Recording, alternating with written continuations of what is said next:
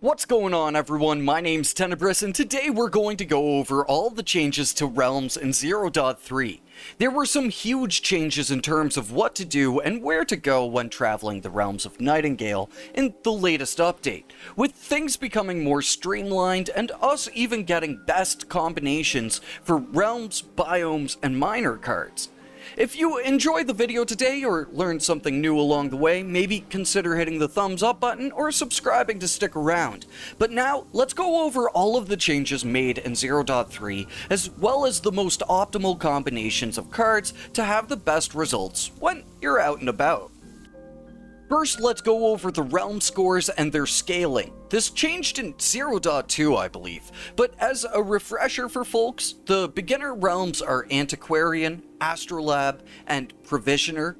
Then our mid-game realms are Herbarium, Gloom, and Hunt. Then everything Ascended is our late game.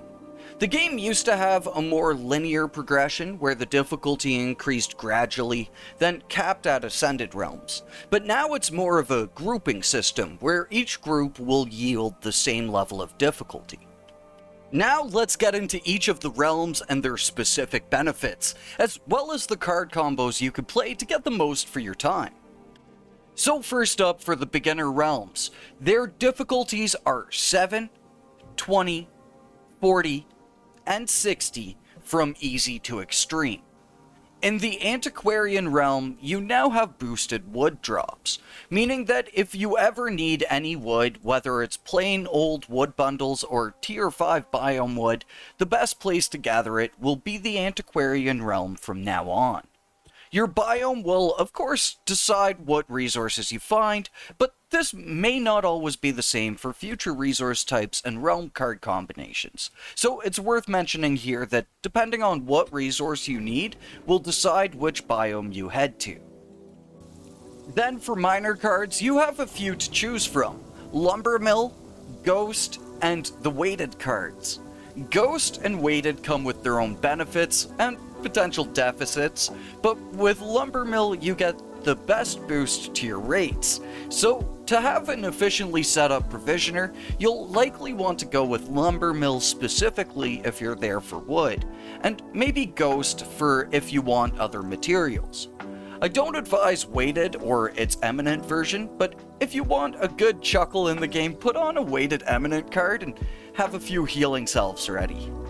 So this is the first sign of realms now becoming definitively the best realms for certain things, which is really cool. It's something we'll be sure to utilize in the future here on my channel.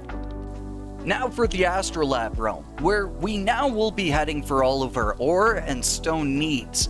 When it comes to things that are barred by difficulty, you cover all difficulty ranges between standard and ascended based on what difficulty you choose. So with Astrolabe realms, you'll want to be sure to be changing your difficulty based on your needs. To get the best rates of ore and stone, you'll again want the cards targeted specifically for these resources for the best results, these being the Forge and Quarry cards. But as you'll be needing to reset Astrolabe realms more often than others, you'll want to craft these cards in bulk to have a good supply. And lastly, for our early game realms, what I'm personally considering as one of the best realms in the game, the Provisioner realm. This offers a boost to chest rewards, which can be quite nice as a reason to go out looting and exploring. Your realm type doesn't have a huge impact on what you get as chest loot in the game, so unlike the past two realms, for Provisioner, it doesn't really matter which biome you choose if you're using it purely for chest runs. To get the most out of your chest runs though, I believe you'll want to play the Dragon's Horde card to boost the loot rates, but this is something I personally need to test further, as the description of the card has changed from being normal chests to encounter reward chests. But we'll probably have a short video out confirming if it's still the case in the near future here. The main thing I've found previously is all that matters for chests is the realm difficulty, so we'll want to use Ascended Provisioner realms for the best odds of higher end loot. But the real benefit to Provisioner realms is the boost that they give to cooked foods, and I'm happy to say it's still the best realm to cook in. So even though that doesn't show on the card's description, it still is the case that you get better food from cooking in a provisioner realm. Now for our next tier of realms, what you could call tier 2 realms or mid-game realms, being Herbarium, Gloom, and Hunt. These have 33, 60, 100, and 140 for their difficulties respectively. In Herbarium realms, you now have boosted rates on harvested plants, things like sticks, fiber, and most importantly, grown foods.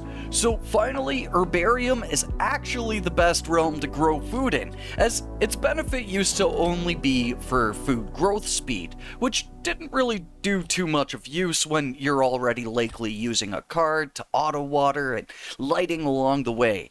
But either way, now Herbarium actually benefits crop growth in a huge way, not only benefiting harvesting, but still applying its old effect of growth speed. And if you combine this with a farm miner card, you're looking at a real power farm. We'll be covering a setup for a farming realm very shortly here on the channel. There's so much to do here, but we'll get to it all along the way. I tested the difference between Settler Eminent and the farm card as well, and much like with ores, wood, and stone, farm is the better of the two cards to play for overall general plant gathering. Then for Gloom, the realm that has possibly gotten the best boost out of all of them is where we see 100% more bound drops. In this realm, we'll be able to do all of our bound resource gathering. Normal Gloom will net you tier 2 and 1 if you so choose for the materials, and then Ascended for hard and extreme will yield tier 3. So for the best level of mats, you'll want to set up a Gloom card on a high difficulty level. In a Gloom, it seems you could get all of the bound resources, from you with the Bruisers to Lacunas from Knights, and Hollow Metal from Assassins, Chirosiphon, and then Ichor and Arcane Thread from Darkweavers. The interesting thing to note is that it doesn't matter what biome you're in for what bound will appear. That is solely based off your realm. So in a Gloom, no matter what, these will be the bound you encounter, along with common bound spawns. As well, there is no difference in spawns between Ascended or Standard Gloom other than the tiered resources. Which, if you want to get the most of, you'll want to play either Blood Moon Apigean or Maleficate Apigean. My personal preference is Maleficate for the doubled drop rates, but if you don't enjoy the constant damage or damage sound effects, then Blood Moon is a good enough alternative to still use, unlike our previous cards where there was a distinct best card. I do still have to go as deep as possible with testing Blood Moon versus Maleficate, but that's on the back burner till we get to making our bound farm. And lastly here, this actually turned into a longer subject than I expected, but lastly, let's talk about the Hunt realm.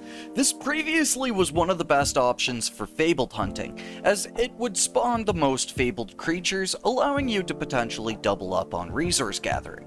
But now, with boosted drop rates, Hunt is the overall best hunting realm period.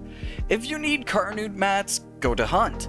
If you need Predator or Prey mats, go to Hunt. And it still has the best fabled spawns and apex creatures, which apex creatures now even have tiered variants for us to hunt. Hunt always was one of the best realms, and now it's honestly the best realm. You get exploration, combat, and some of the best loot. You really can't go wrong there. The biome will decide what fabled creatures you encounter, so biomes do matter here. And as well, on Ascended you could get tier 3 mats, so you'll want to set up portals to hard or extreme Ascended Hunt realms likely to each of the biomes, so that they're always available. And while you're hunting, you have two options for miner cards based on what you're after. If you're chasing down enemies that have hard to hit weak points like Carnoots, Eotans, or possibly bugs for Chitin, then you might want to play a standard hunt card for boosted drops but the ability to still damage enemies. And if you're after fabled creatures, you'll want to play a Hunter Eminent for even further boosted drop rates, though with this card, you can only damage enemies through weak points. And for the final note here, a small spiel on Ascended Realms. For difficulties, you start on 60 for easy, 100 for medium, 160 for hard, and then 220 for extreme. Ascended Realms give you the opportunity to get those mid-game score 50 to 100 resources, and then everything after 100 too for the realms like Antiquarian for wood, and then Astrolab for boosted ore rates. Being Ascended does have further benefits though too. For realms like Provisioner, you'll see the best chest drops as we covered earlier, and then as well the best enemy drops, whether it's from bound or creatures. With hard being at a realm score of 160, you could get tier 3 drops from creatures in bound, but when you bump things up to extreme, at least superficially here because I don't have any actual loot table data to work off of, it at least seems that rarer drops have a chance of happening from standard creatures as well as from bound enemies. So these would be rare fable drops from unnamed creatures and standard Eotans, and then rare bound drops like advanced materials. So there you go folks, I know this one's a bit of an info dump, but now we have so many more opportunities to optimize our time spent here in the game. We have new reasons to build in the realms, to explore and gather, and I think it's a great time to be playing Nightingale. So let me know, any other card combinations I maybe haven't mentioned in this video, but again, hopefully this was informative at most and at least a little concise. Be sure to stay tuned for all of the future stuff I've got planned here, but either way, I will catch you all in the next one. Until then, peace.